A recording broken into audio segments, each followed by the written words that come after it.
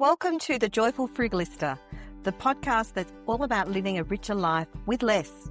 I'm your host, Serina Bird, author and passionate frugalista. Each episode, we dive into inspiring stories, practical tips and joyful conversations that help you create abundance, embrace mindful spending, and live your best life, all without breaking the bank. So grab a cuppa, get comfy, and let's explore how being a frugalista can lead to freedom, happiness, and a whole lot of joy. This podcast is for informational and entertainment purposes only and does not constitute financial advice. Please consult a qualified professional before making financial decisions. Hello, frugalistas, and welcome to today's podcast. Today I have a special guest, and of course, all of my guests are special.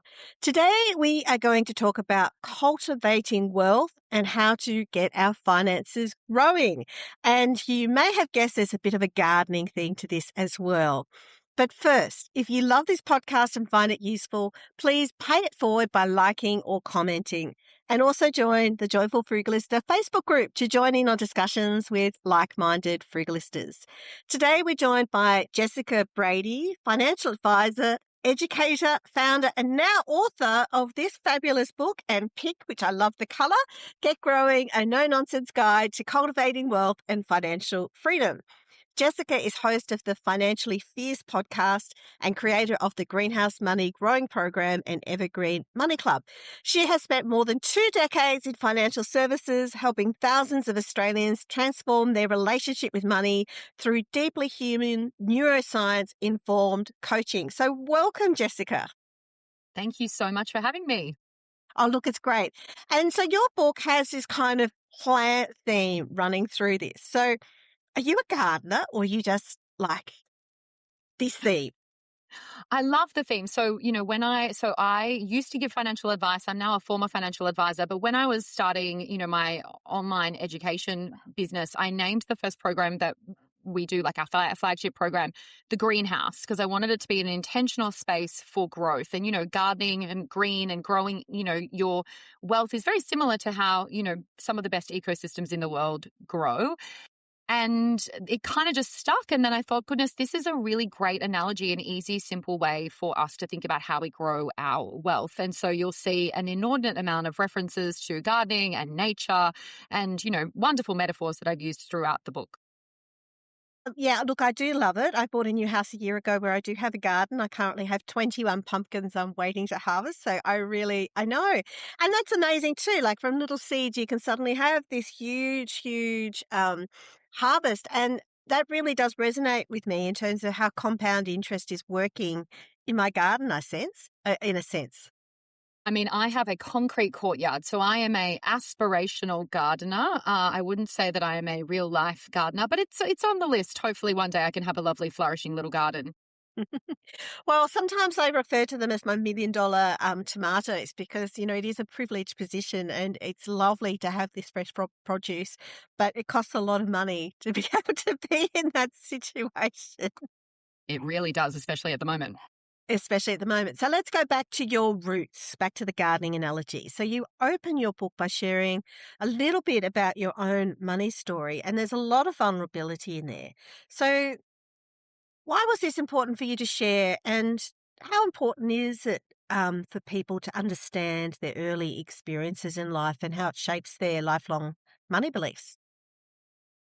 Yeah, look, I'm an avid reader and I have been incredibly lucky to read so many money books. And I guess, earlier on in my journey when I was reading some of these money books, I kind of came from a place of, well, it's easy for you to say because, I made all of these assumptions. You're probably from a family of wealth. You've probably had it really easy or had it really good. And that's not necessarily everyone's stories, but I just felt really strongly that if I was going to ask people, as I do inside the book, to go back and to understand where their beliefs come from and to ask really vulnerable, challenging questions as to who I am and what I've been through and how is that impacting my belief systems, I wanted to be really raw and vulnerable myself and say, listen, if I'm going to share with the world some really dark and windy, parts of my journey, I want to do it because I want you to know that I haven't been perfect with money. I don't come from a lot of money, and I'm not someone from an ivory tower who's never made a mistake. I have been, right in the scrap there with you. I have made more money mistakes than I care to count.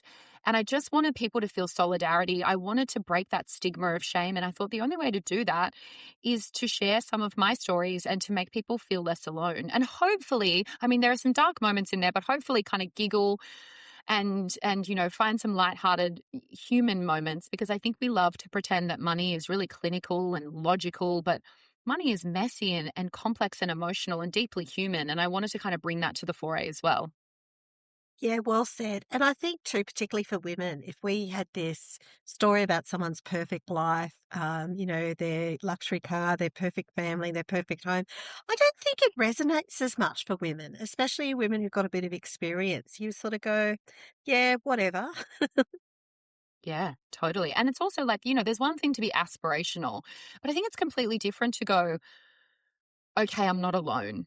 There's so much solitude, there's so much silence with money, and to feel slightly less alone on that journey, I think is hugely powerful. Yeah, most definitely. So you also talk in your book about dirt. So we talk about roots, but we talk about dirt.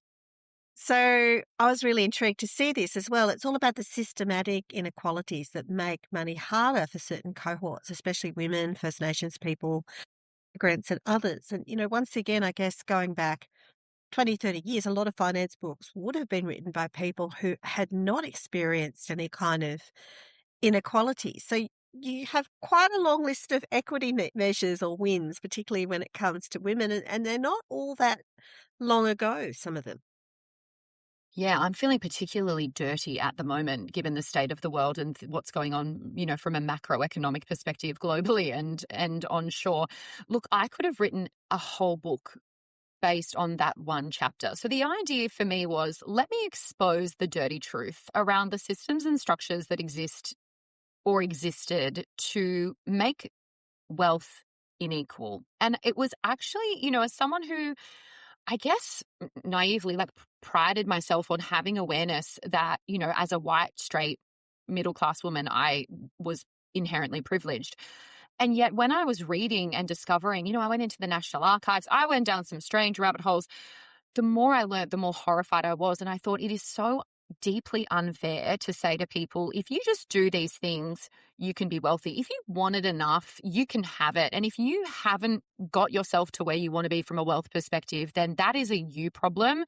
And it was about saying, absolutely, it is not. And here is all the ways that the systems and the laws and the people in charge have actually intentionally created boundaries and othered people in a way that has caused huge wealth inequality, which, look, as you say, some of them existed until very recently, but they also then fed into this cultural narrative that has become really hard to shake. And we see that a lot through the lens of gender. And that's why I do call out a lot around, wealth inequality for women and just, how pervasive and insidious that has been for way too long and how hard it is to shake. We're on record for still, taking hundreds of years to get to parity from a wage gap perspective. And so I just wanted people to understand that you can control elements of your garden, but there is a whole weather piece that's going on here that no one appears to be talking about, unlike real weather, which we talk about ad nauseum every day. And I didn't want to pretend that it wasn't, because I think it is way too important. And again, having read lots of money books, I just felt like it was glaringly obviously missing in many of them, that, well, in all of them, actually. I don't think I've read any that really tackled it. And as I said, heartbreakingly, so much of what I wrote and so many pieces to that puzzle didn't actually make the book, because alas, it would have turned into some sort of, trilogy series, which I didn't have the appetite, nor I'm sure the readers wouldn't either, to write nor read. Do you think that sort of more modern day digital tools are helping to democratize finance, or is it making it more confusing, particularly from those sectors that are vulnerable? I think it's making it more accessible for sure. it is more accessible now to round up your coffee and be able to invest and to go onto the likes of AI and ask it a very simple financial literacy question.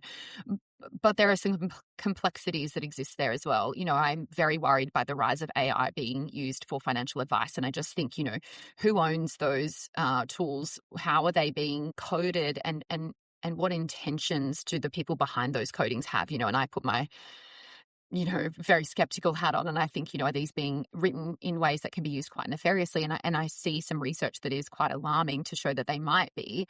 And I think the other piece is around the sheer amount of information that is out there then becomes incredibly overwhelming. So people go, cool, I'm going to get brave, I'm going to give it a go. Then they get conflicting information that they put in how to invest, and there's 4 million hits on Google. And they think, I actually don't even know where to begin here. This feels way too burdensome. I'll come back to this later. And we know that for very many people, later is never. And so I think that, there's choice fatigue, there's analysis paralysis, and there's also a confidence and trust element as well. So I think it definitely has some benefits. And I think that there are some things to be cautious or wary of as well. Yeah, well said.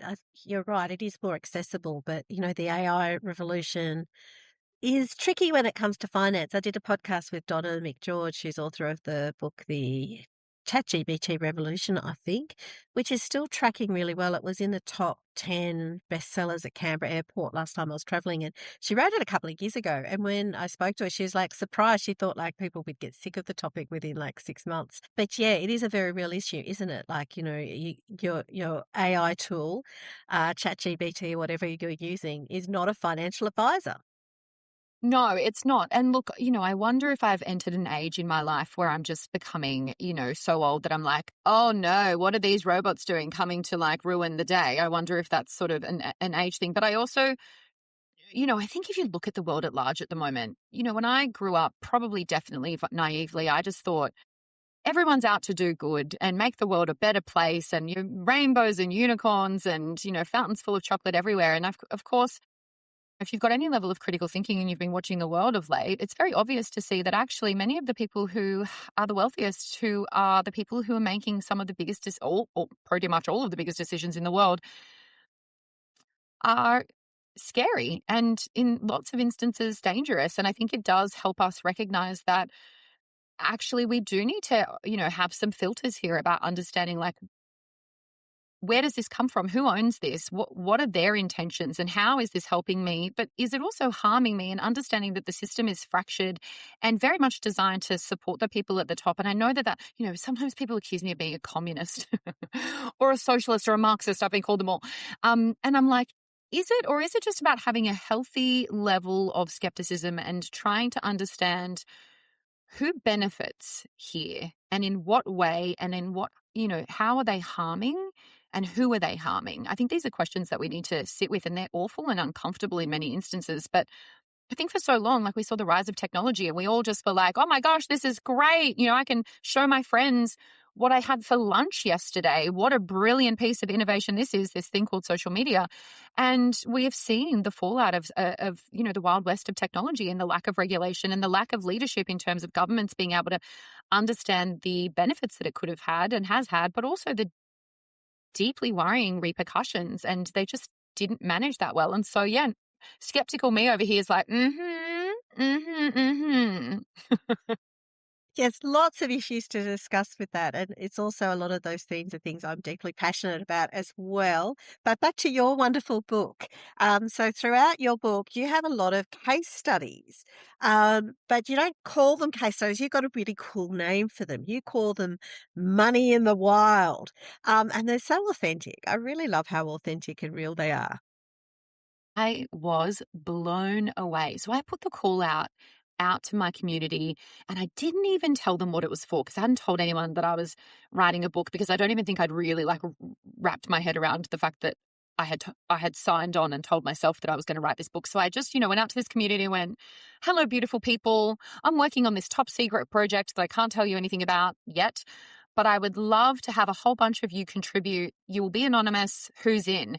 And what I was not prepared for was the amount of responses, the quality and the depth of honesty and vulnerability. The hardest thing was actually trying, took a gorgeous friend of mine. We sat for 2 days because we'd read them all, but we sat for 2 days trying to figure out which ones are going to make the final cut and which parts of the story are going to make the final cut. And I probably could have done a whole book on them. And I really am glad to hear, I had lots of people, even one person this morning, telling me how much they enjoyed those in the book, because again, it makes us feel less alone. And, the world is wild. And to be able to have people say, this is what I went through as a child, and now I've realized how it's hurting me, or this is my biggest regret with money, or this is what I'm really proud of or really embarrassed about, in a way that is not, elitist, or, these are not people going, oh, well, with my third jet, we mucked it up and we put the wrong interiors in, and I deeply regret that as a money, there's nothing like that. Although it would have been really funny if we got any responses like that. I probably would have just chucked it in for some extra lols. It's raw and they're honest, and I feel enormously privileged to be part of a community that is so open to sharing with each other. And I just think it breaks down so many barriers.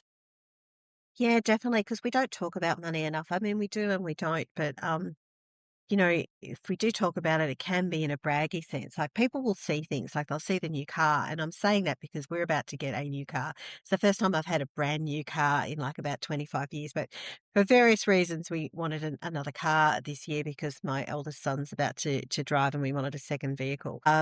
And we've done all the sums and so forth. But what people won't see behind that is, all the years I was with my old car that I had for, I think, 17 years. And, peanut butter bread crust that were in the back while I was struggling as a single parent, and how we cycle a lot of places to make ends meet. They'll just see the shiny car. They don't see all the other bits. And you don't know when you see that whether someone's paid it outright, whether it's on a lease, whether they got bad finance terms, do you? So people just don't see the reality of what goes behind that, what's under the hood, so to speak. And similarly, I drive, well, I don't, but I have a 20-something-year-old car that literally you can probably hear from the next suburb as we're ricketing along to the dog park. And I was actually saying to friends last night at dinner, I haven't turned my car on since before the conflict in Iran broke out. So I actually don't even know if it's starting at the moment because I very rarely use a car.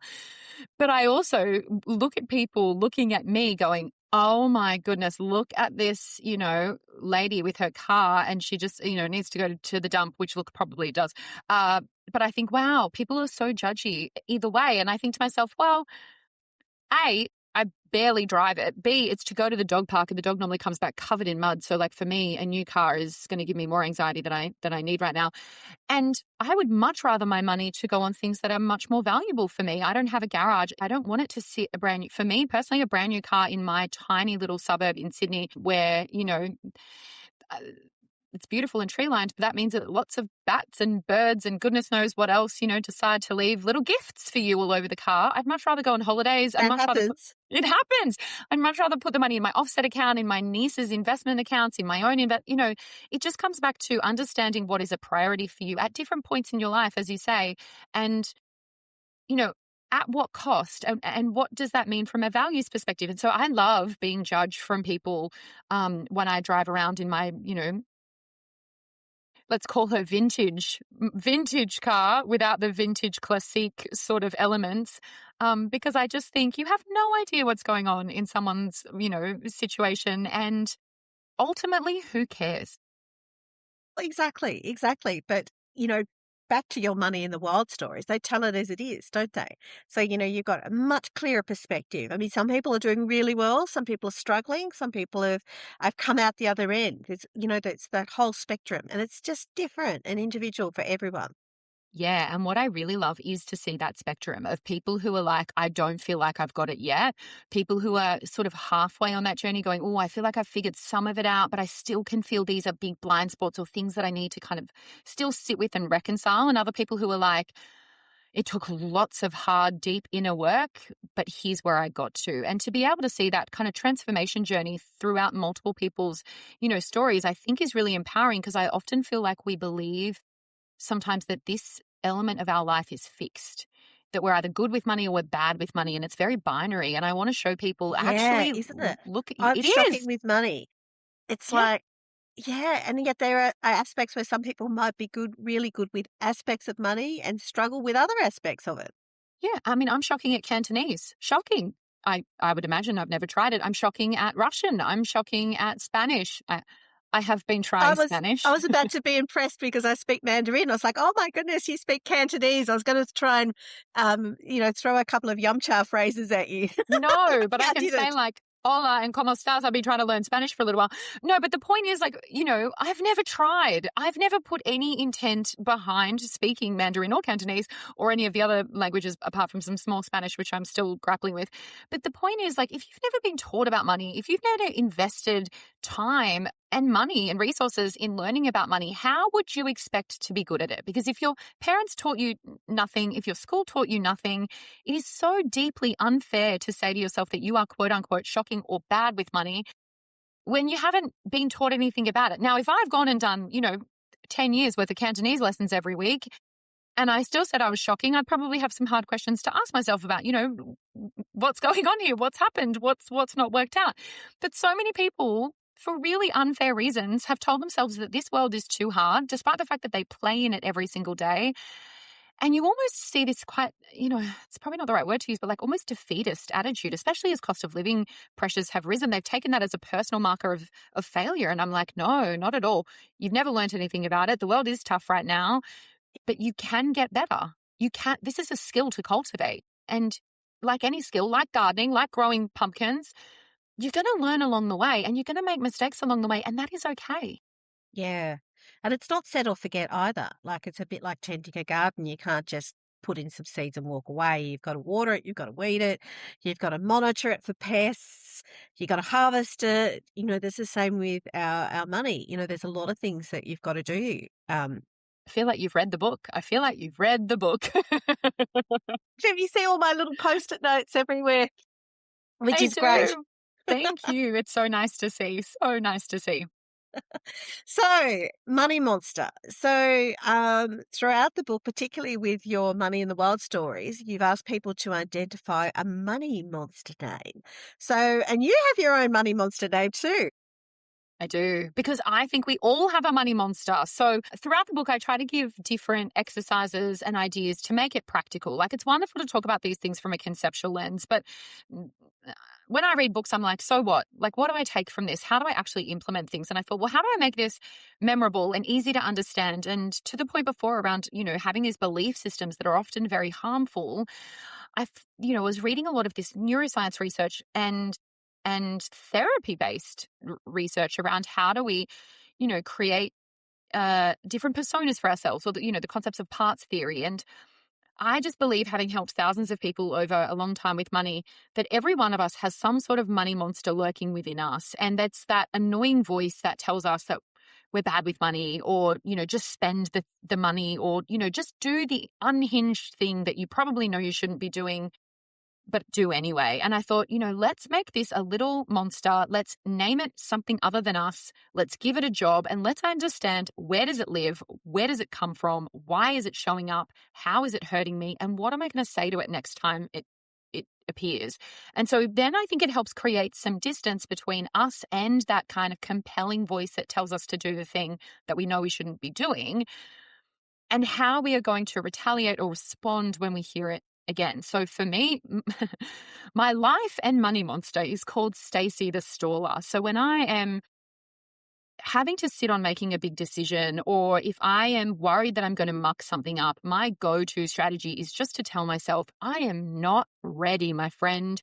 You are not fully equipped yet. You don't have the skill set. You don't have enough time to read all about it. You might need to sit for weeks and make the perfect decision. I will give myself any good excuse. The moon's not in the right, just ridiculous things to legitimize why making the decision that I know I need to make should not be made right now. And the irony of that is that the swelling impact to my mental load, because I can feel it, it's heavy, it sits there. I know it's still there. I'm just trying to pretend it's not.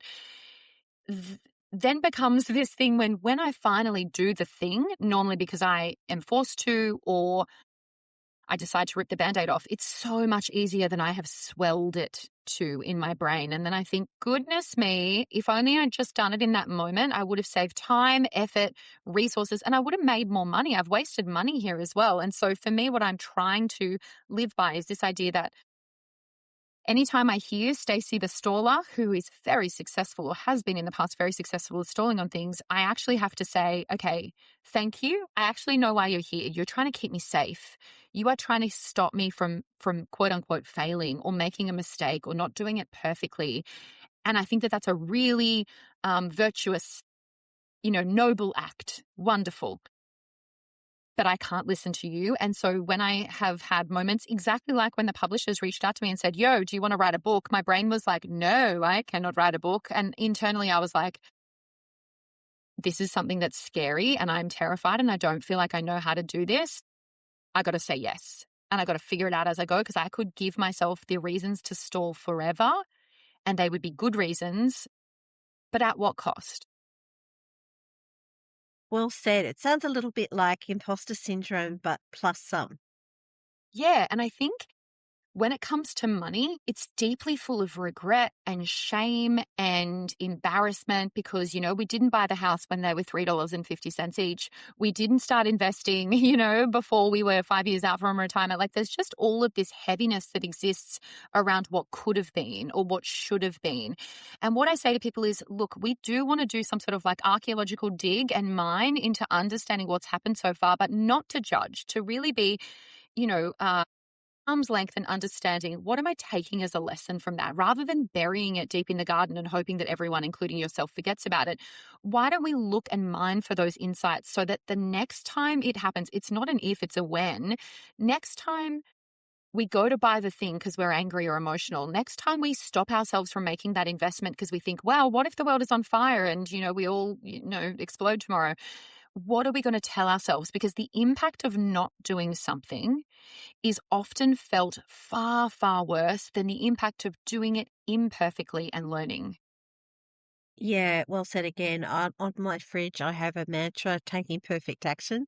It's not originally, I got it from Pro Blogger back in 2015, I think. But yeah, also when I was writing my first book, I was also very scared, but I was kind of like, wow, you've just got to get your thoughts from your brain onto the the paper, or in this case, digitally, and then you can finesse it. Then you edit it. Yeah, and my brain is like 700 feral cats running in all directions that I'm trying to put into nice, neat lines. And, I found that very, very hard. But what I say to people is if I can write a book